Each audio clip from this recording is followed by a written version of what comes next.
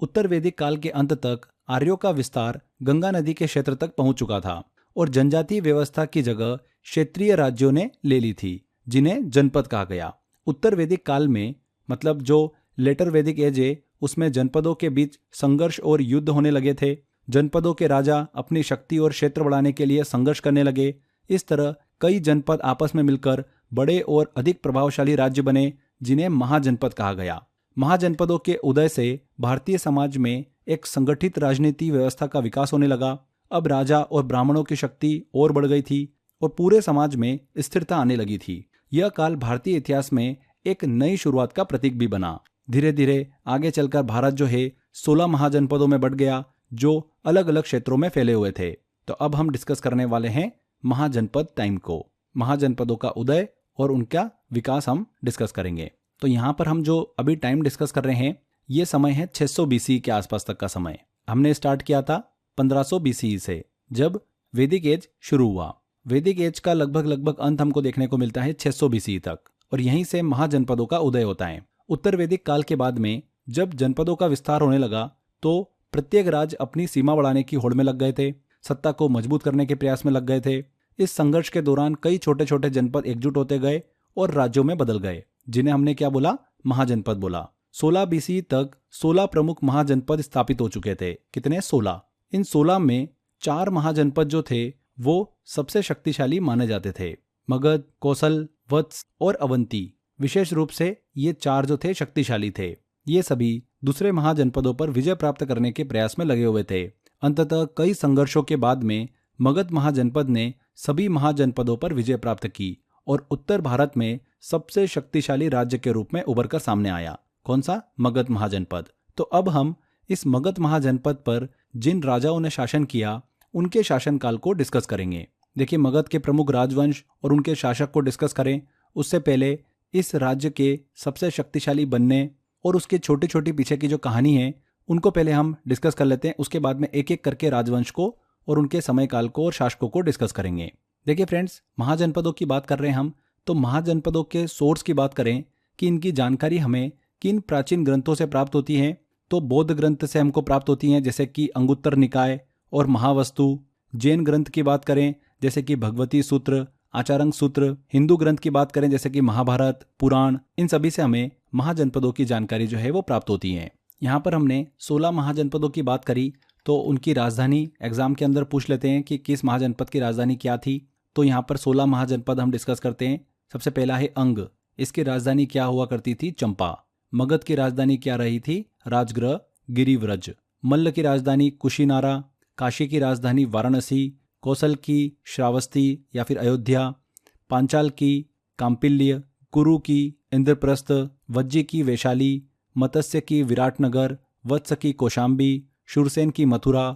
चेदी की शौक्तिमती। अश्मक की पोटन या फिर पोटली। अवंती की उज्जैनी। गांधार की तक्षशिला एंड कंबोज की हाटक। इनमें से 4 महाजनपद जो मैं बता रहा हूँ वो सबसे इंपॉर्टेंट है, मगध, कौशल, वत्स और अवंती। अवंती की राजधानी क्या है? उज्जैनी। वत्स की राजधानी कौशाम्बी। कौशल की राजधानी अयोध्या, श्रावस्ती, और मगध की है गिरिव्रज, मतलब राजगृह। ठीक है, तो ये 4 तो आपको बिल्कुल दिमाग में फिट हो जाना चाहिए। क्वेश्चन मैक्सिमम इनसे पूछा जाता है। उसके अलावा पांचाल की कांपिल्य, ये भी इंपॉर्टेंट है। कुरु की इंद्रप्रस्थ। वज्जी की वैशाली। यहाँ पर जो हमने महाजनपदों को डिस्कस करा, इन महाजनपदों के भी 2 प्रकार थे। पहला था मोनार्कियल और दूसरा है रिपब्लिक्स। मतलब मोनार्कियल की बात करें, राजतंत्रीय, तो इस प्रकार के महाजनपदों में राज्य का नेतृत्व राजा करता था और सभी निर्णय राजा द्वारा लिए जाते थे, जैसे कि मगध और अवंती। रिपब्लिक्स की बात करें तो इस प्रकार के महाजनपदों में राजा के स्थान पर एक सभा होती थी, असेंबली होती थी, जिसे गण या फिर संघ कहा जाता था। इस सभा में कई छोटे शासक मिलकर राज्य के महत्वपूर्ण निर्णय लेते थे, जैसे कि वज्जी, मल्ल, ये वो महाजनपद थे। इन 16 महाजनपदों में 4 महाजनपद मगध, कौशल, वत्स और अवंती विशेष रूप से शक्तिशाली थे और दूसरे महाजनपदों पर विजय प्राप्त करने के प्रयास में लगे हुए थे। अंततः हमने डिस्कस किया था कि कई संघर्षों के बाद में मगध महाजनपद ने सभी महाजनपदों पर विजय प्राप्त कर ली और उत्तरी भारत में सबसे शक्तिशाली राज्य के रूप में उभर कर सामने आया। मगध महाजनपद अन्य सभी महाजनपदों से अधिक प्रभावशाली और शक्तिशाली बन गया। इसके पीछे के कई कारण थे। वो कारण भी हम डिस्कस करते हैं। तो पहला आता है कारण भौगोलिक स्थिति, ज्योग्राफिकल। यहाँ पर जो कंडीशन थी उसका मगध को बहुत ज़्यादा फायदा हुआ। देखिए, मगध की जो राजधानी थी राजगृह और बाद में फिर पाटलिपुत्र में स्थित थी, जो कि रणनीतिक दृष्टिकोण से बहुत ही महत्वपूर्ण स्थान थे। पाटलिपुत्र चारों ओर से नदियों से घिरा हुआ था, जिसे जल दुर्ग कहा जाता था, जिससे शत्रुओं के लिए उस पर हमला करना बहुत ही कठिन होता था। वहीं राजगृह की बात करें तो 4 पहाड़ियों से यह घिरा हुआ था, जो उसे स्वाभाविक सुरक्षा प्रदान करता था। मगध के पास में लोहे के भंडार थे, जिससे वे आयुध और औजार बना सकते थे। इन आयुधों का उपयोग करके मगध ने अपनी सैन्य शक्ति को मजबूत किया। तो ये काफी इंपॉर्टेंट कारण था मगध के सबसे शक्तिशाली बनने के पीछे। दूसरा आता है पॉलिटिकल। मगध पर बिंबसार, अजातशत्रु और महापद्मानंद जैसे शक्तिशाली शासकों ने शासन किया, जिनके कुशल नेतृत्व ने मगध को सबसे शक्तिशाली बनाया। मगध का प्रशासनिक और शासन व्यवस्था अन्य महाजनपदों से अधिक संगठित थी। मगध पहला राज्य था जिसने युद्धों में हाथियों का उपयोग किया, जिससे उसकी सेना अन्य महाजनपदों के कंपैरिजन में बहुत ही मजबूत थी। इसके अलावा मगध का समाज अपेक्षाकृत उदार था, जहां पर ब्राह्मणों और वैदिक परंपराओं का अत्यधिक प्रभाव नहीं था। इस वजह से निचली जातियों के शासकों को भी सत्ता में आने का अवसर मिला, जिससे समाज में विविधता और समृद्धि आई। मगध की उपजाऊ भूमि और गंगा के किनारे स्थित होने के कारण यहाँ पर कृषि और व्यापार दोनों ही समृद्ध थे। गंगा नदी के किनारे होने के कारण मगध पूर्व और पश्चिम के व्यापारिक मार्गों को कंट्रोल कर सकता था, जिससे उसे राजस्व प्राप्त होता था। इस समृद्धि ने मगध को और इकोनॉमिकल स्ट्रांग बना दिया, शक्तिशाली बना दिया, जिससे वह अपने सैन्य और प्रशासनिक ढांचे को मजबूत कर सका। तो इस तरीके से मगध के शक्तिशाली होने के पीछे ये कारण थे। चलिए, मगध महाजनपद के पावरफुल बनने के टाइम पर इस पर कई डायनेस्टी ने रूल किया था। अब उनको हम डिस्कस करते हैं। सबसे पहले जैसे कि यहाँ पर हर्यक वंश की स्थापना हुई, फिर शिशुनाग वंश की स्थापना हुई, फिर नंद वंश आया, उसके बाद में फिर मौर्य वंश, शुंग वंश और फिर कर्ण वंश को हम डिस्कस करेंगे। सबसे पहले हम बात करते हैं हर्यक वंश की। तो मगध पर एक दूरदर्शी राजा बिंबसार ने शासन किया। बिंबसार सिर्फ एक राजा नहीं थे, उन्होंने यहाँ पर हर्यक वंश की स्थापना की और राजगृह को अपनी राजधानी भी बनाया, जो चारों ओर से पहाड़ियों से घिरा एक प्राकृतिक किला था। बिंबसार के समय में बुद्ध भी थे, जिसे इस युग को एक विशेष आध्यात्मिक आयाम भी मिला। देखिए, जो महाजनपद का समय हम डिस्कस कर रहे हैं ना, इसी समय के दौरान धार्मिक आंदोलन भी हमको देखने को मिलता है। धार्मिक आंदोलन को मैंने एक सेपरेट वीडियो में आपको दिया है, तो आप उसको अलग से पढ़िएगा। यहाँ पर हम पूरी स्टोरी वाइज चल रहे हैं, इसलिए वो मैंने लेक्चर अलग से बनाया हुआ है। तो हमने बात करी कि बिंबसार के समय में बुद्ध भी थे। बिंबसार ने अपने राज्य को मजबूत करने के लिए एक अनोखी रणनीति अपनाई थी, जिसे मातृमूलक गठबंधन कहा जाता है, यानी विवाह के माध्यम से संबंध बनाना। बिंबसार ने कौशल की राजकुमारी कौशला देवी से विवाह किया, जो कि कौशल महाजनपद के राजा प्रसेनजीत की बहन थी। इस गठबंधन से बिंबसार को दहेज में काशी मिला, जिससे मगध का क्षेत्रफल और शक्ति दोनों बढ़ गई। बिंबसार ने चेलना से भी विवाह किया, जो लिच्छवी गणराज्य के शासक चेतक की बहन थी, जिससे उत्तरी राज्यों के साथ में उसका संबंध मजबूत हो गया। इसके अलावा बिंबसार ने मद्र राज्य की कुमारी खेमा से भी विवाह किया, जिससे उनके राजनीतिक प्रभाव में और वृद्धि हुई। तो ये जो शादियां करी थी वो केवल व्यक्तिगत रिश्ते नहीं थे, ये शक्तिशाली साधन थे जिन्होंने मगध की स्थिति को पड़ोसी राज्यों में और भी मजबूत किया। बिंबसार को सेनिया का खिताब भी मिला, जिसका मतलब होता है कि पहला राजा जिसकी एक स्थायी सेना थी। इससे पहले ज्यादातर राजा एक अस्थायी सेना पर निर्भर थे, जो जरूरत पड़ने पर प्रजा से बनाई जाती थी और सैनिकों को विशेष प्रशिक्षण नहीं मिलता था। लेकिन स्टैंडिंग आर्मी एक प्रोफेशनल आर्मी होती थी, जो हमेशा राजा के पास रहती थी और युद्ध के लिए तैयार रहती थी। बिंबसार के कुछ चिकित्सा और दोस्ती से संबंधित अनोखे हमको तथ्य देखने को मिलते हैं। जैसे जब अवंती के शासक चंद्रप्रघोत को पीलिया हो गया था, तो बिंबसार ने अपनी प्रसिद्ध चिकित्सक जीवक को उनके इलाज के लिए भेजा था। इस कदम से बिंबसार ने न केवल दोस्ती निभाई, बल्कि अपनी उदारता का भी परिचय दिया। बिंबसार का शासनकाल सफलता और विस्तार के साथ चलता रहता है, लेकिन अचानक सत्ता के लालच में उनके ही पुत्र अजातशत्रु ने एक कठोर कदम उठाते हुए अपने पिता की हत्या कर दी। इस क्रूर घटना के बाद में हर्यक वंश का अगला उत्तराधिकारी बन जाता है अजातशत्रु। तो अब हम डिस्कस करने वाले हैं अजातशत्रु के शासनकाल को। अजातशत्रु, जो बिंबसार का पुत्र था, सत्ता के मोह में अपने पिता की हत्या कर देता है और मगध का अगला शासक बनता है। अजातशत्रु ने मगध को और शक्तिशाली बनाने के लिए कई संघर्ष किए थे। उसने काशी पर भी कब्जा करने के लिए कौशल के शासक प्रसेनजीत के साथ में युद्ध किया और विजय प्राप्त की। अजातशत्रु ने वैशाली, जो कि वज्जी महाजनपद का हिस्सा था, उस पर भी 16 वर्षों तक लंबा युद्ध लड़ा और अंततः उसे भी मगध में मिला लिया। इस युद्ध के दौरान अजातशत्रु ने 2 नए हथियारों का आविष्कार और उपयोग किया था, रथमुसल और महाशिलकांटक। इसके अलावा अपनी राजधानी राजगृह की सुरक्षा के लिए अजातशत्रु ने एक विशाल किले का निर्माण भी कराया था। अजातशत्रु के शासनकाल के दौरान ही महावीर स्वामी और गौतम बुद्ध का निधन हुआ था। गौतम बुद्ध की मृत्यु के बाद अजातशत्रु ने ही प्रथम बौद्ध संगीति फर्स्ट बुद्धिस्ट काउंसिल का आयोजन करवाया था, जो बौद्ध धर्म के इतिहास में एक बहुत ही महत्वपूर्ण घटना थी। एग्जाम में क्वेश्चन ऐसा बनता है कि इनमें से किस शासक के शासनकाल में प्रथम बौद्ध संगीति फर्स्ट बुद्धिस्ट काउंसिल का आयोजन करवाया गया था? तो किसके शासनकाल में? अजातशत्रु के शासनकाल के दौरान। इसके बाद में अगला शासक बनता है अजातशत्रु के बाद में उसका पुत्र उदयन। उदयन ने सत्ता को संभालते ही मगध की राजधानी को राजगृह से पाटलिपुत्र शिफ्ट कर दिया, जिसे बाद में मगध का प्रमुख शहर बना दिया गया। उदयन के बाद हर्यक वंश के अंतिम शासक नागदासक हुए, जिन्हें मगध की जनता ने हटा दिया।